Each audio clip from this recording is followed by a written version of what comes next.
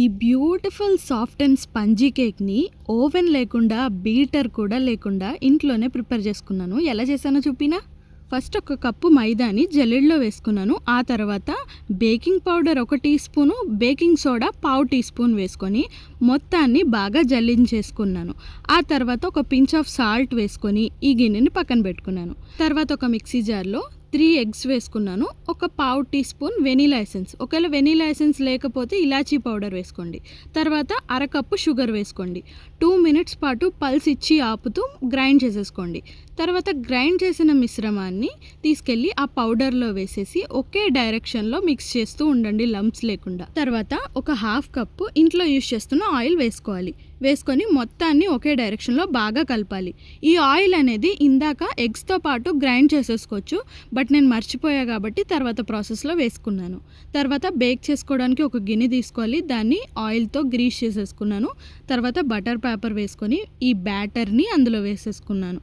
తర్వాత కుక్కర్లో స్టాండ్ పెట్టి మూతకి విజిల్ లేకుండా 10 నిమిషాల పాటు ప్రీహీట్ చేసుకోవాలి. 10 నిమిషాల తర్వాత బేక్ చేసుకోవాల్సిన గిన్నె అందులో పెట్టేసి 20 to 25 మినిట్స్ మీడియం టు లో ఫ్లేమ్లో వదిలేస్తే బ్యూటిఫుల్గా కేక్ అనేది రెడీ అయిపోతుంది. చూసారా ఎంత నీట్గా ఉబ్బిపోయిందో కేక్ అనేది. ఆ తర్వాత ఒక చిన్న స్టిక్ పెట్టి చెక్ చేశాను మధ్యలో. స్టిక్కి బ్యాటర్ అంటకుండా బయటకు వచ్చేస్తే కేక్ రెడీ అయిపోయినట్టు. నాకు 25 మినిట్స్కి రెడీ అయిపోయింది. ఆ తర్వాత ఆ పైన ఉబ్బినదంతా నేను కట్ చేసేసుకున్నాను. తర్వాత నేను ఆల్రెడీ మెల్ట్ చేసి పెట్టుకున్నాను chocolate compounds, dark and milk.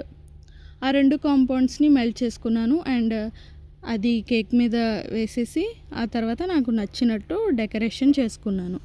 Actually నేను ఈ కేక్ ఎందుకు ప్రిపేర్ చేశానంటే, నాకు ఇన్స్టాగ్రామ్లో 1000 ఫాలోవర్స్ని క్రాస్ చేసిన సందర్భంగా కేక్ అనేది ప్రిపేర్ చేసుకున్నాను. ఒకవేళ మీరు కూడా నా ఇన్స్టాగ్రామ్ ఫాలో చేయాలనుకుంటే డిస్క్రిప్షన్లో లింక్ ఇస్తాను.